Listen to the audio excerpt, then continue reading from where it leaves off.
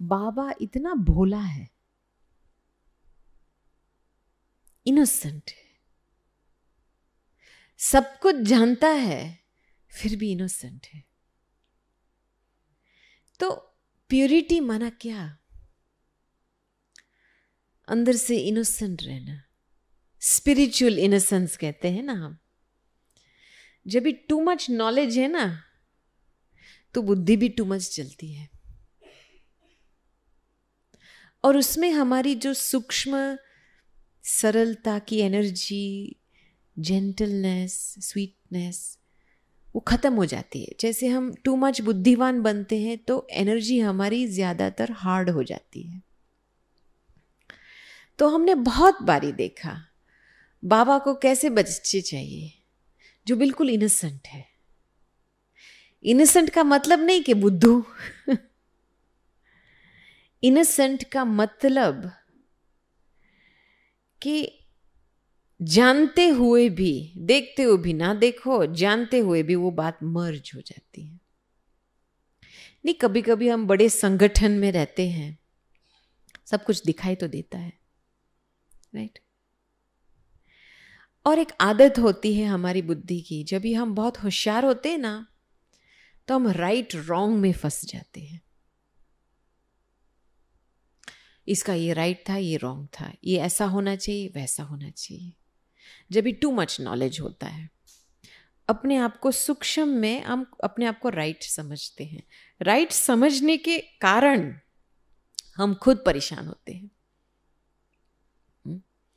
फिर बाबा जो श्रीमत देता है कि बच्चे, आप जो कुछ देखते हो, कुछ गलत देखते हो तो बड़ों को बता दो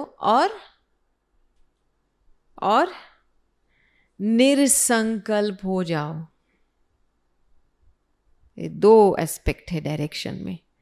बड़ों को बता दो और खुद को फ्री बना दो। हम क्या करते हैं, कुछ ठीक नहीं देखा, सोच चलाते हैं, बड़ों को तो बताते हैं, लेकिन फिर हम इंतजार करते हैं इसका नतीजा क्या है, क्या एक्शन लेंगे, कुछ तो होना चाहिए ना। हाँ? फिर आपस में ग्रुप बनाते हैं, इसका एनालिसिस करते हैं, गई कमाई चट। श्रीमत का यही फाउंडेशन है कि श्रीमत का पर्पस है हमको मुक्ति दिलाने के लिए।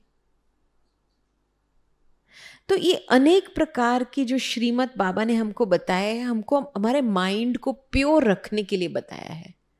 आप खुद अपनी फ्रीडम की वैल्यू करते हो, प्यूरिटी की वैल्यू रखते हो, तो आप उसको जरूर छोड़ेंगे।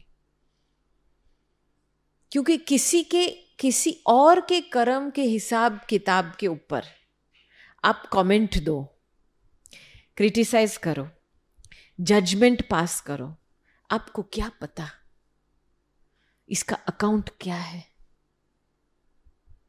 क्या पता।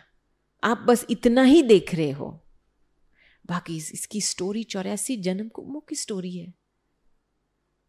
और इस छोटा सा ओपिनियन में हम खुद की स्थिति को खराब करते हैं। ये धंधा में नहीं जाना है। मैं आने से पहले मुझे कहानी याद आई। हमारी दादी इतनी स्वीट है, भोली है, सभी दादियाँ ऐसी है, लेकिन दादी जानकी को एक बारी हम मॉल में लेके गए थे, है ना। विदेश में बड़े बड़े मॉल होते हैं, चमकती हुई मॉल्स होते हैं, शॉप्स बड़े होते हैं। तो हम दादी को व्हीलचेयर में बिठा के मॉल में लेके गए। बहुत लंबा मॉल था, तो एंट्रेंस से आए, फिर एग्जिट से निकले, कम से कम 20 मिनट तो लगा। तो रास्ते में दादी को सब कुछ दिखाया। तो लास्ट में जब हम मॉल से एग्जिट हो रहे थे, तो दादी ने हमको फिर इकट्ठा किया और हमको इतनी मीठी प्यार भरी दृष्टि दी और बोला, अरे मेरी बिचारी बहने, देखो कितनी मायावी दुनिया में रह रहे हो आप।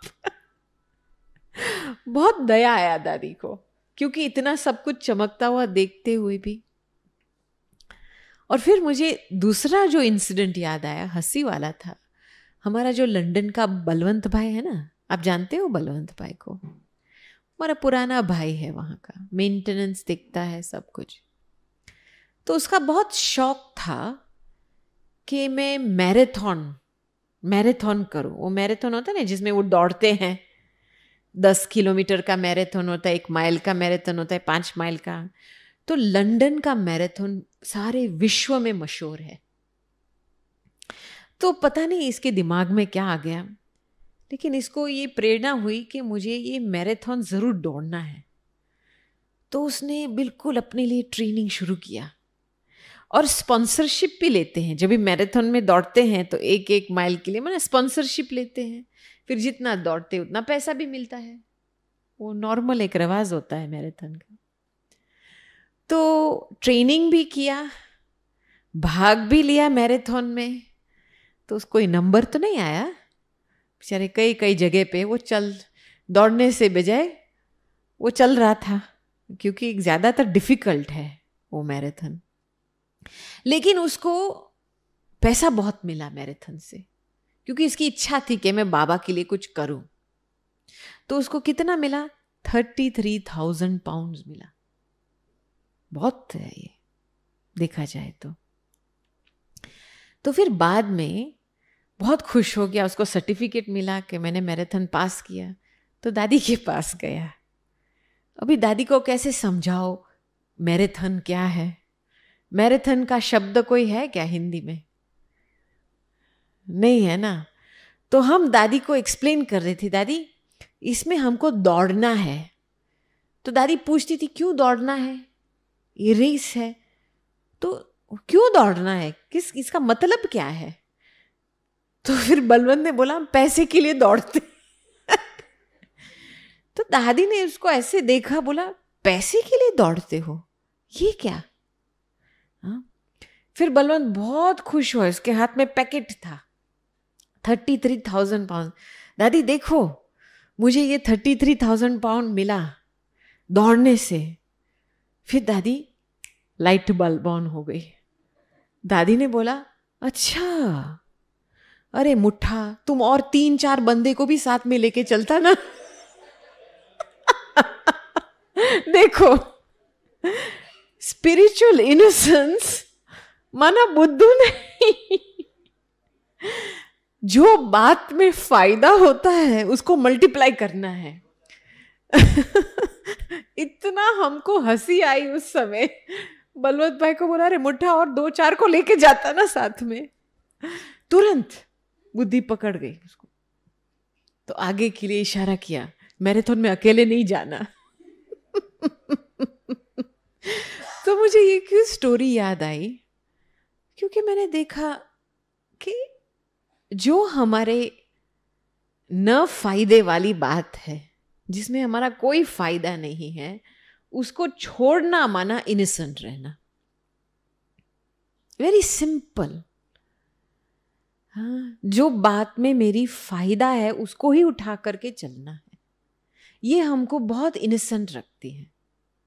भल लोग हमारे पास आएंगे, अरे बहन जी आपको कुछ पता नहीं है, ये पता नहीं है ये कैसा है, हिस्ट्री पता नहीं है, एक्सपीरियंस भी नहीं है। ठीक है, मुझे पता नहीं है, अच्छा है ना, अच्छा है ना। कुछ किसी का पास्ट आप चित्त मन में रखो, वो अच्छी है, अच्छा है क्या? बाबा हमको इसके बारे में श्रीमत देता है। इसलिए जितना हम अपने आप को न्यूट्रल रखते हैं ना, उतना तक बाबा हमको यूज कर सकता है बेहद की कार्य में, संबंध को जुड़ाने के लिए यूज कर सकता है, क्योंकि हम न्यूट्रल है अंदर से। हमारी न्यूट्रलिटी जब खत्म हो जाती है, 2 प्रकार से खत्म होती है। एक तो हम इंप्रेस हो जाते हैं, प्रभावित हो जाते हैं। दूसरा नफरत पैदा होता है किसी की तरफ से, डिसलाइक, वहम भाव पैदा होता है। तो ये 2 वजह से हमारी इनोसेंस गायब हो जाती है, और हमको अंदर से खुद अच्छी फीलिंग नहीं आती है हमारे प्रति, योग भी नहीं लगता है, अच्छा नहीं लगता है अंदर से। तो मैंने दादी को बहुत ऐसे नोट किया है। लंदन में जब दादी जी शुरू आए थे, कौन था? कोई हैंड्स भी नहीं थे। दादी अकेली अकेली बस में घूमती थी। दादी ने ये ज़रूर किया था, टेनिसन रोड में 5 साल, मैं समझती हूँ 5 या 6 साल करीबन, दादी जी ने किचन ले लिया था।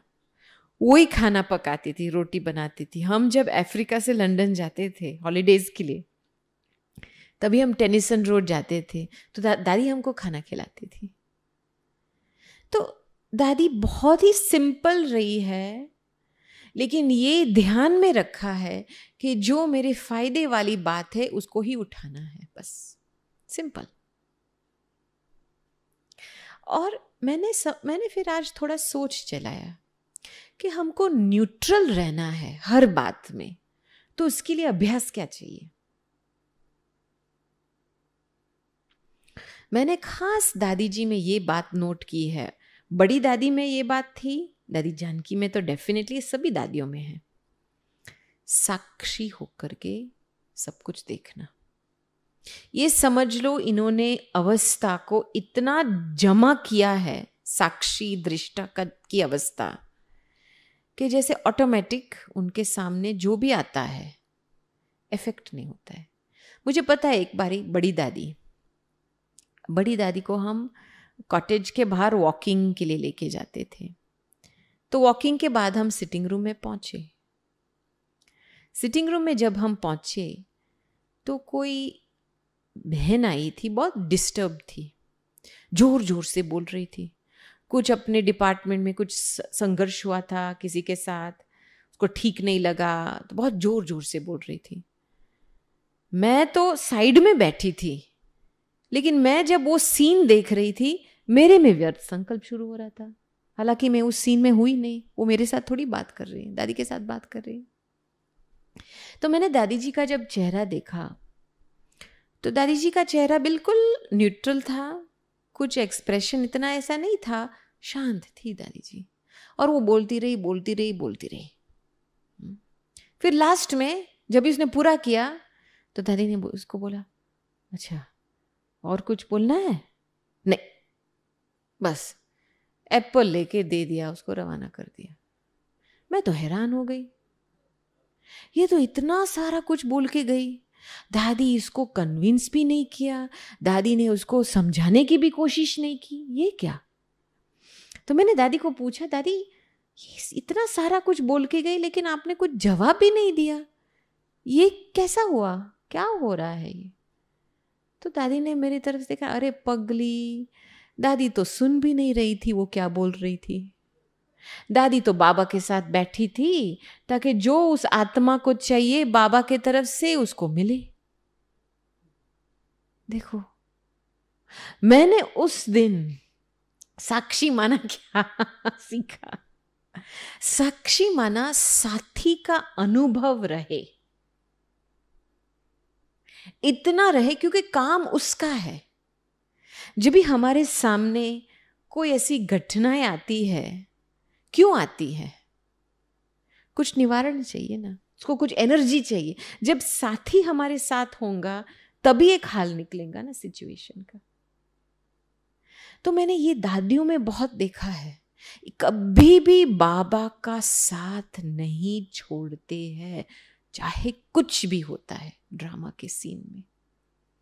चाहे शरीर की बीमारी होती है, चाहे सामने से ऑपोजिशन आती है। हाँ, मुझे पता है, दादी ने हमको, मैंने दादी को एक बार ही प्रश्न पूछा था, दादी हम सेवा के फील्ड पे होते हैं और कभी कभी हम संगठन में होते हैं, हम अपना विचार भी देते हैं, लेकिन कोई मानता नहीं है विचार का, एक्सेप्ट नहीं करते, तो हम क्या करें? तो दादी हंसने लगी, कहती अरे मेरे साथ भी होता है। लास्ट वीक क्या हुआ, रतन भाई लेकर के एक, उस समय वर्धिंग का रिट्रीट सेंटर, हमको बिल्डिंग मिला था, तो वो लेकर के आए कि दादी हमको समुद्र के सामने 2 बिल्डिंग मिल रहे हैं, हम लेवे, हम एक रिट्रीट सेंटर बनाए। तो सभी बहनों ने मना किया था।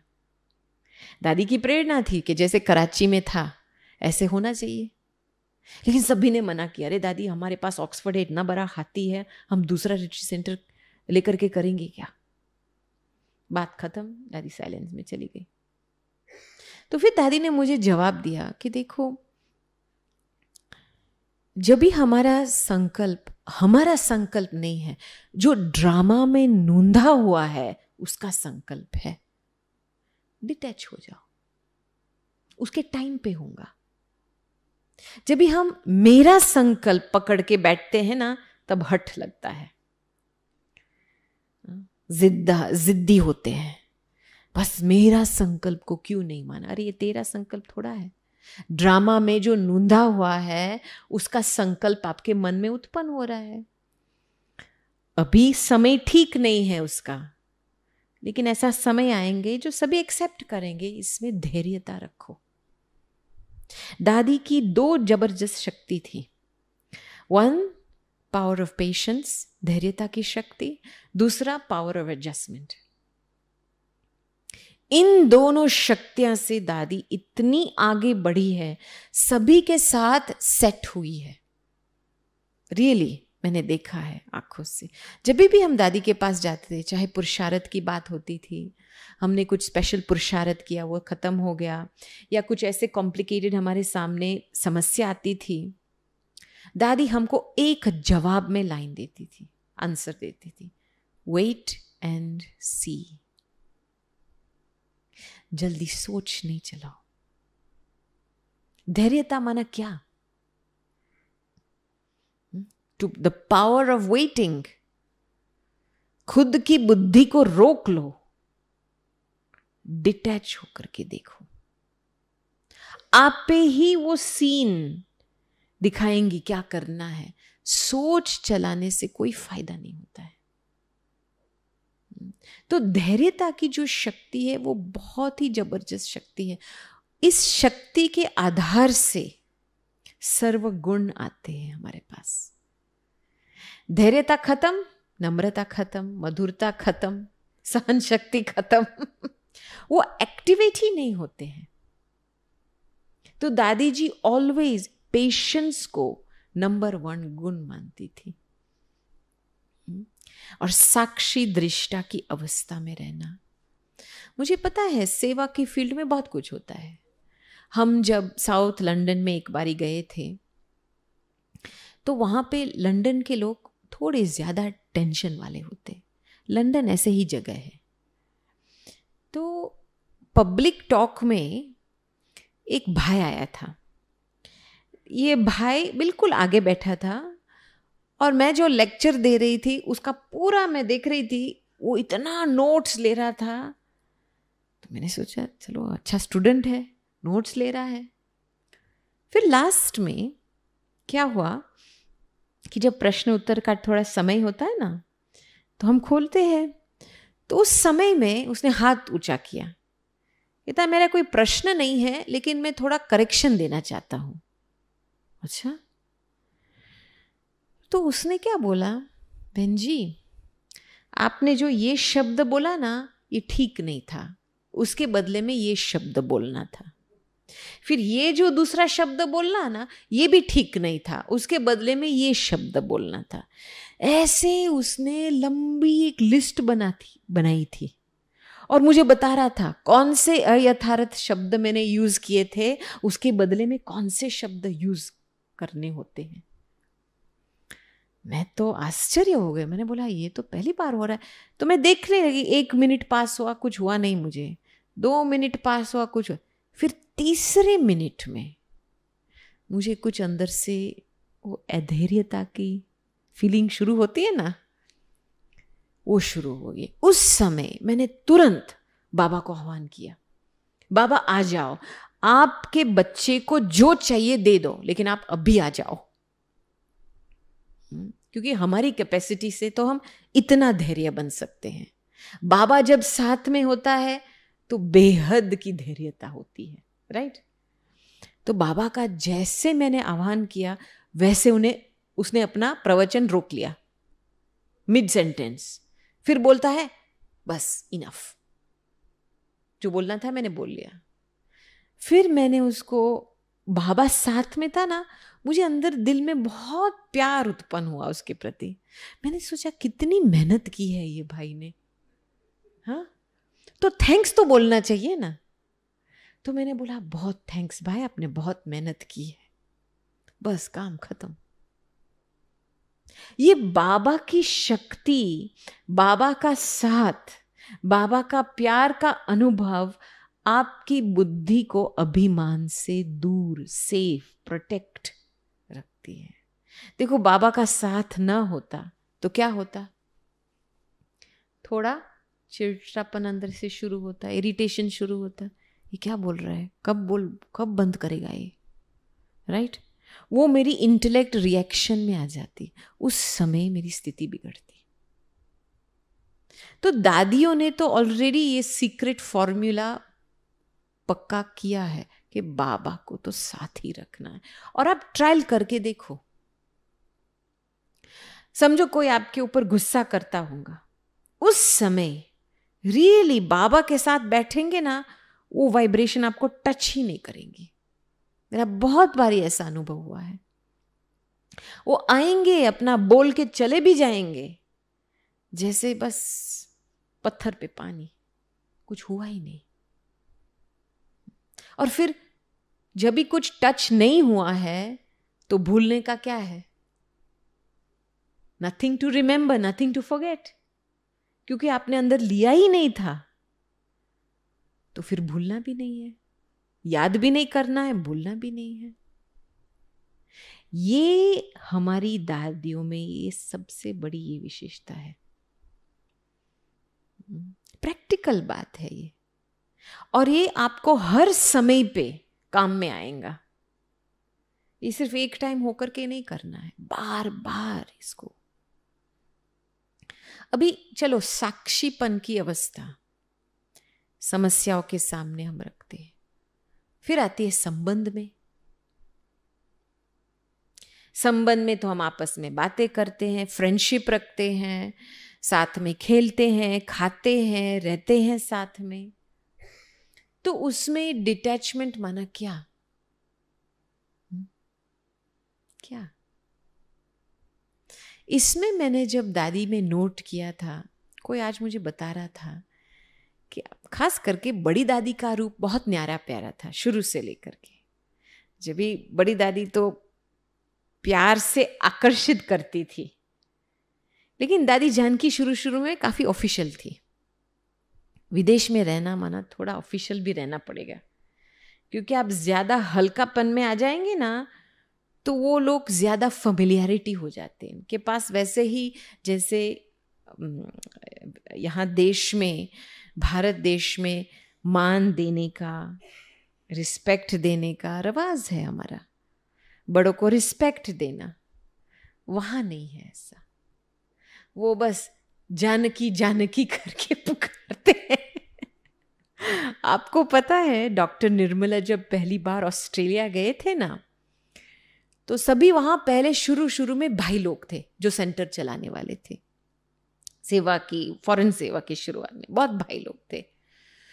तो वो उनको पूछते थे हम आपको कौन से नाम से बुलाए। ठीक है, होशियार थी दीदी। दीदी ने बोला मुझे दीदी बुलाओ। निर्मला नाम नहीं दिया था, क्योंकि वो डॉक्टर निर्मला बोले ना तो वो निर्मला निर्मला करते रहे। उनको कोई शर्म नहीं है कि इतनी बड़ी सिस्टर को। तो इसीलिए शुरू से लेकर के दीदी ने उनको बोल दिया था मुझे दीदी बुलाओ। वहां से, उस टाइम से लेकर के आज दिन तक ऑस्ट्रेलिया में, चाहे सारे एशिया में, बस दीदी माना दीदी। तो विदेश में क्या होता है? ऐसा होता है। जयंती बहन नहीं होता है, जयंती जयंती होता है।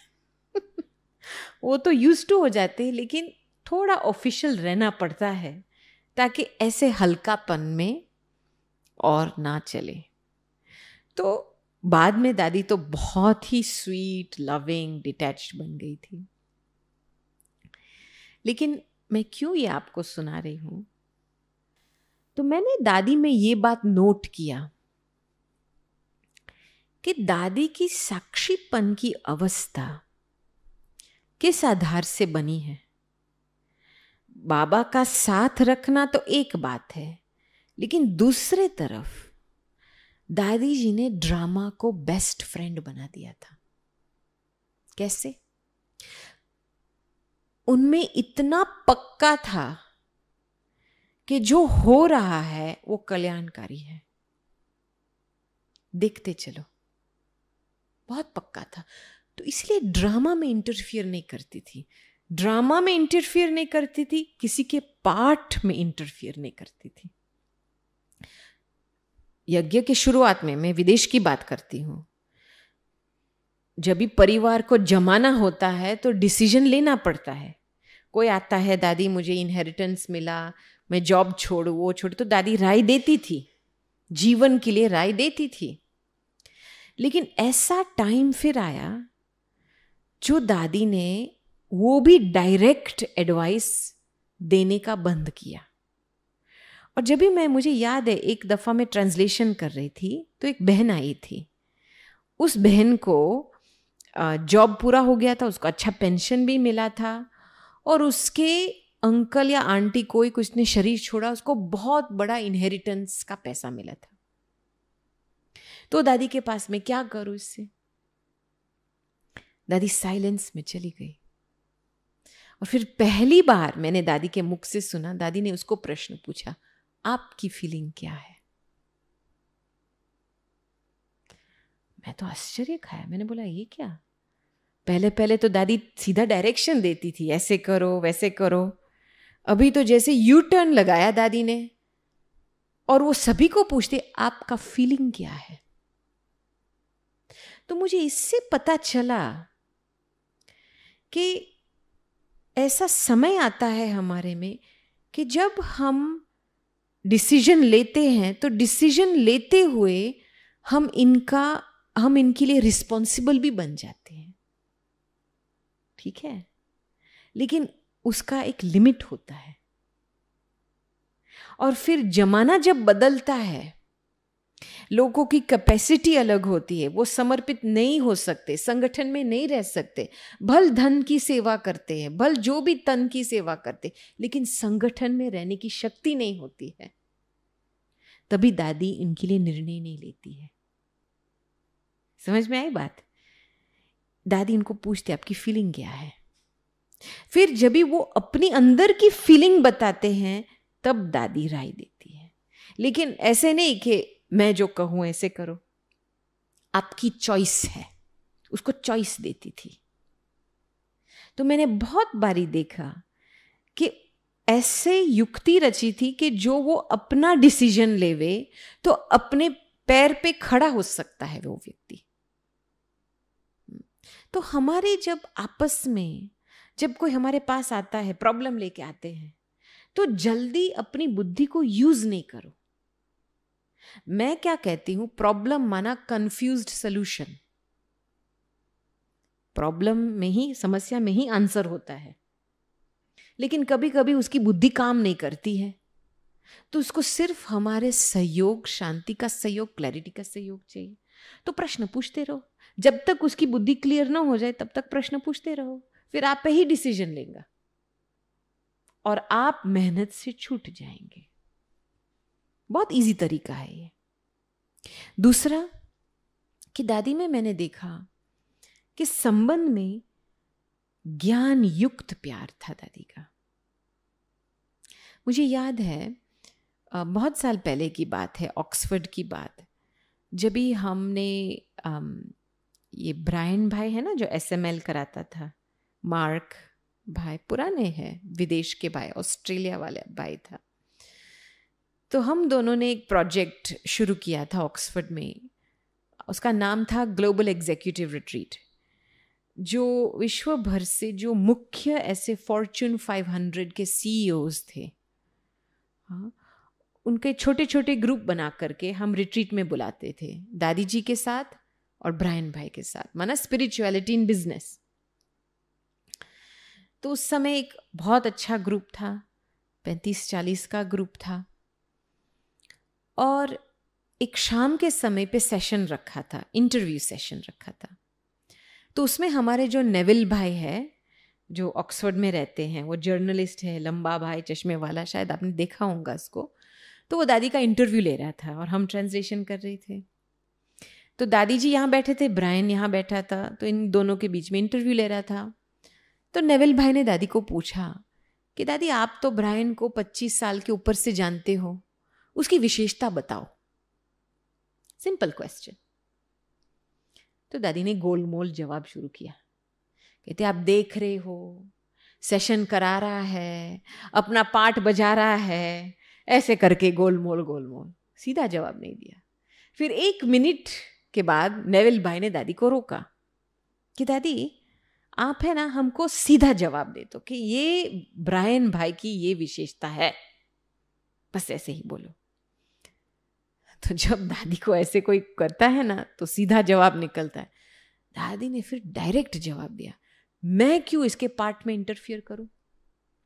वो अपना पार्ट बजा रहा है, जो इसको भगवान से मिला है वो आप सभी देख रहे हो, उसके मुख द्वारा आपको ज्ञान भी मिल रहा है, उसकी विशेषता प्रत्यक्ष भी हो रहे, तो दादी बीच में क्यों इंटरफियर करे और उसकी अपनी विशेषता को बताए?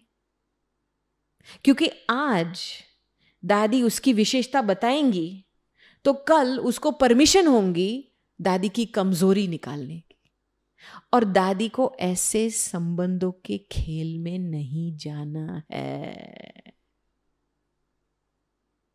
समझ में आई बात? ज्ञान युक्त अवस्था माना क्या? फिर आप लोग कहेंगे चलो बाबा तो कहता है अप्रिशिएट करना है, इंस्पिरेशन भी लेना है, ये ठीक बात है, लेकिन बिना मतलब से किसी की विशेषता को वर्णन करना जरूरी नहीं है। You understand?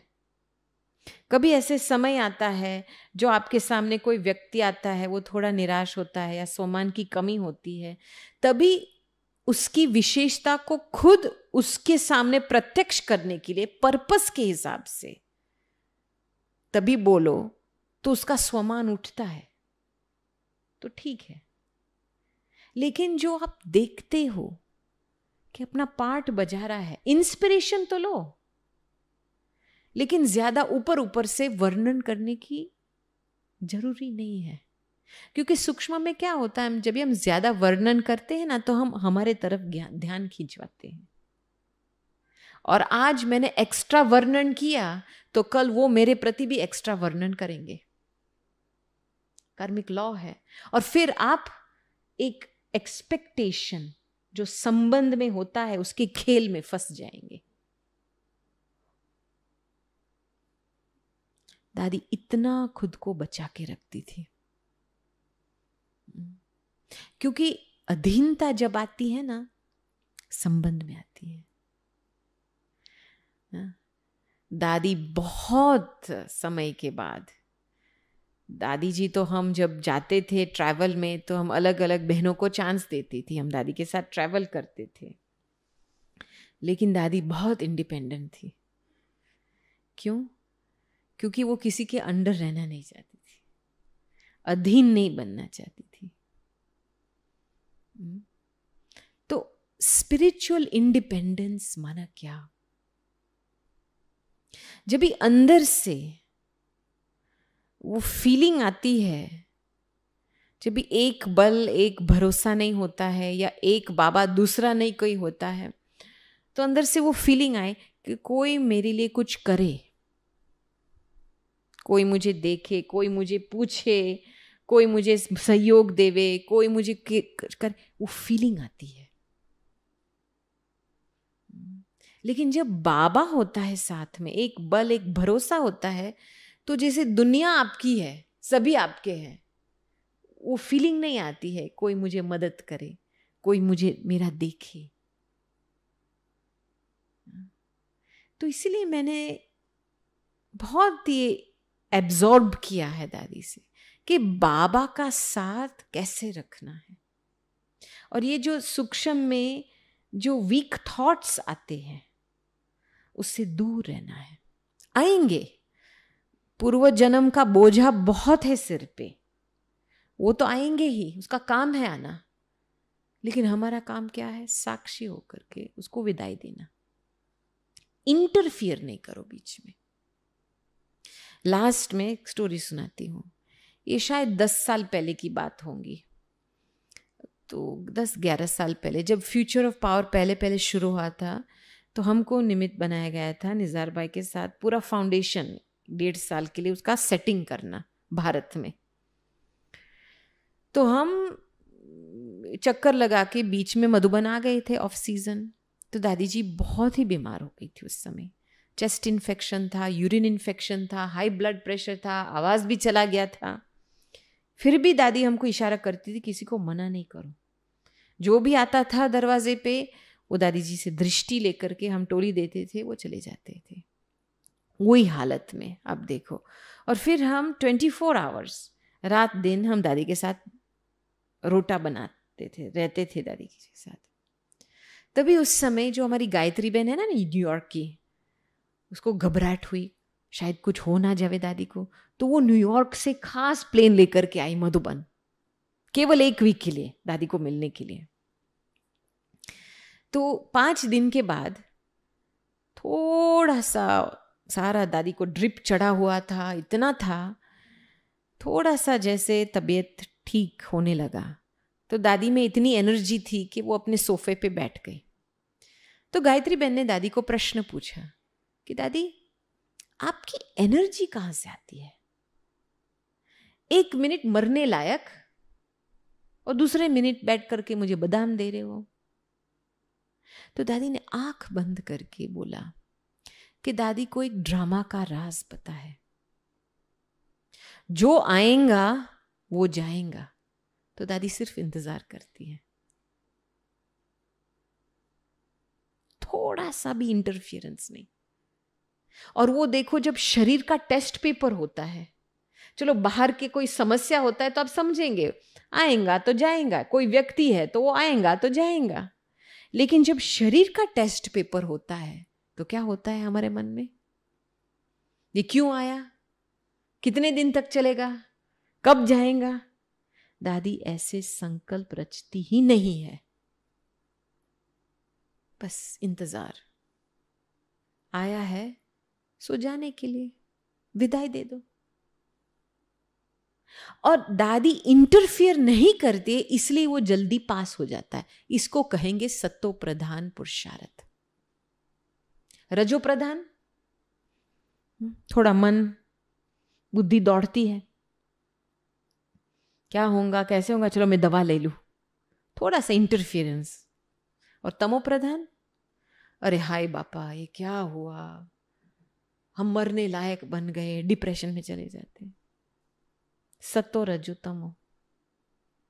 तो सत्तो प्रधान पुरुषार्थ, साक्षी की सीट में बैठकर साथी का अनुभव और ड्रामा का राज समझो। जो सीन सामने हो रही है वो पास होने के लिए हो रही है। फिर आपका दुख का हिसाब बढ़ेगा नहीं, और तो आपका खुशी का हिसाब बढ़ेगा, क्योंकि मैं चुकतू कर रही हूं तो खुशी में चुकतू होऊंगा, खुशी का अकाउंट बढ़ेगा, लेकिन आप दुख नहीं लेंगे वो सीन से। तो ये जो छोटी छोटी विधिया है, धारणाएं है, वो हमको बहुत ही बचा के रखती है। एक बारी जब भी हमारा राखी का त्योहार होता है ना लंदन में, तो हम अच्छी तरह से स्टेज सजाते हैं, बहुत योग युक्त वातावरण होता है, सभी एक एक करके लाइन में आते हैं, दृष्टि मिलती है, लंबी दृष्टि, राखी बांधती है दादी, फिर टोली ब्लेसिंग मिलती है, गिफ्ट मिलती है, बहुत ही अच्छा वातावरण बनता है। तो कभी कभी तो 3-4 घंटा बैठना होता है दादी को उन दिनों में। तो एक बारी क्या हुआ, राखी पूरी हो गई और हम डिनर पे गए, तो दादी ने उस समय बोला, जयंती बहन से बात कर रहे थे, तो उस समय बोला, मुझे राखी के बीच में इतना दर्द शुरू हो गया पीठ में। तो फिर हंसा ने बोला, दादी आपने बताया क्यों नहीं था उस समय? कहते, अरे मैं बहन में क्या बताओ, जितना जल्दी आया उतना जल्दी गया। अभी मुझे इत्तेफाक से याद आ रहा है क्या हुआ, लेकिन इतना आया और इतना में गया, फिर मैं आपको क्या बोलूं।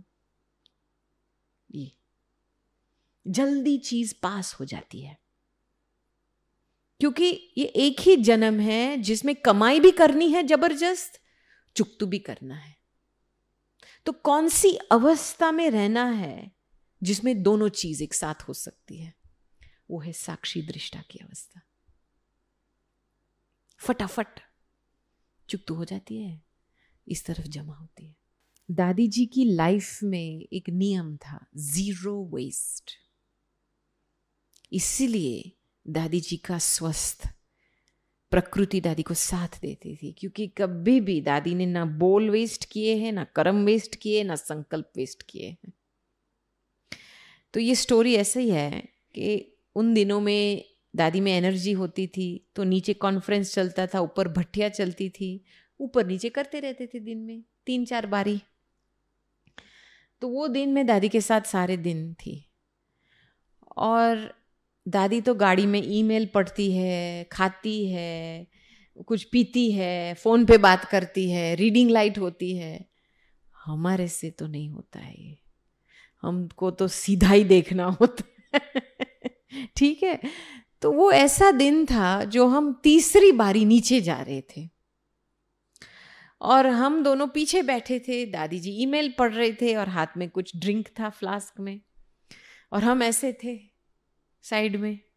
फिर बीच में दादी ने बोला, अच्छा गोपी तुम नोटपैड निकालो, मैं डिक्टेशन करवाती हूँ। मैंने बोला मयरा मैं कैसे करूँ अभी, मुझे तो घबराहट हो रही है। फिर भी मैंने माना, मैंने निकाला, और जैसे मैंने शुरू किया लिखने में मुझे अंदर से बहुत घबराहट शुरू हुई। तो मैंने कुमार को बोला, कुमार गाड़ी रोक लो, फटाफट गाड़ी रोक लो, मुझे कुछ हो रहा है। तो उसने गाड़ी रोक लिया। दादी को तो कुछ नहीं हुआ, वो तो पढ़ती रही और मैं गाड़ी से बाहर निकल गई। श्वास, गहरा श्वास लिया, थोड़ा नींबू का 2-3 ड्रॉप लिया, अपने आप को थोड़ा सेटल ठीक किया। फिर 2-3 मिनट के बाद मैं वापस गाड़ी में बैठ गई। दादी को तो कोई फर्क नहीं पड़ा, ठीक है।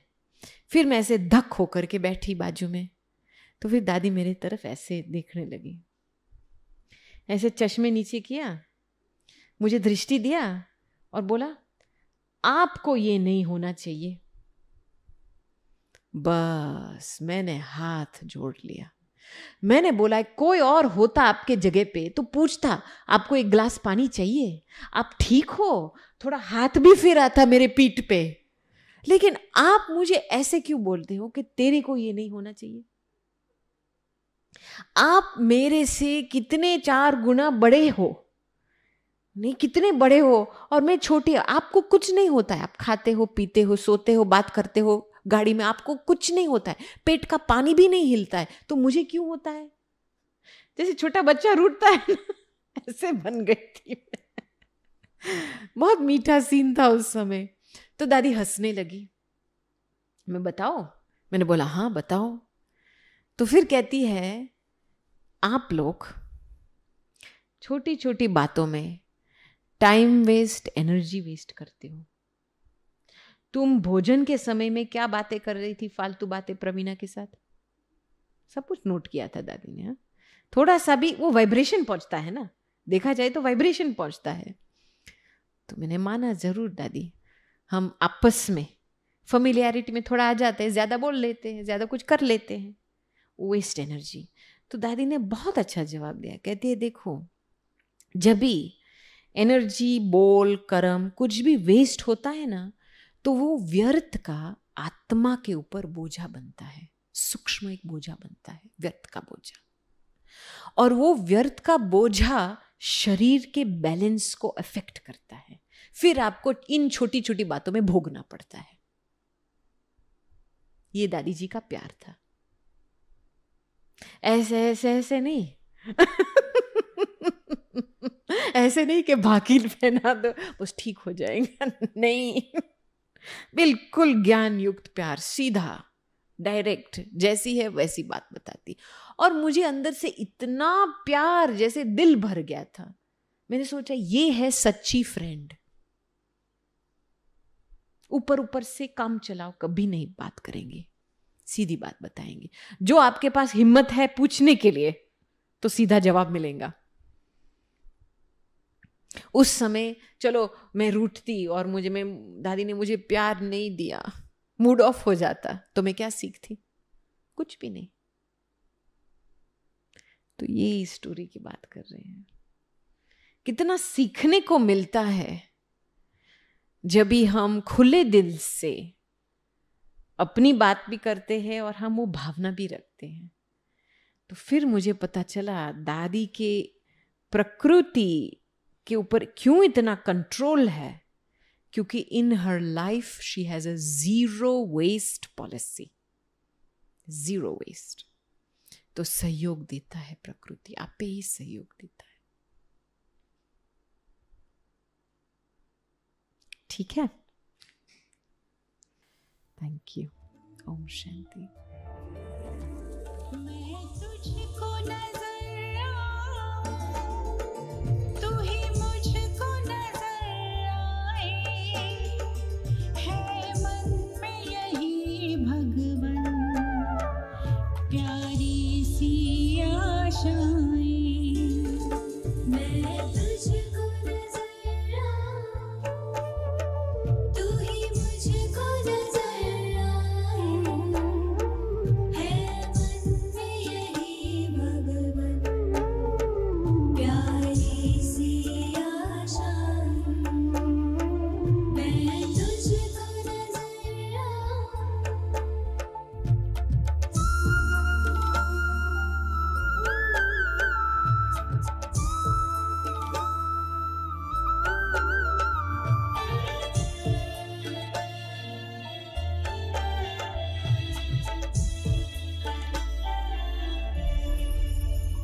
मेरे लिए मेरे दाता तू सबसे मूल्यवान है।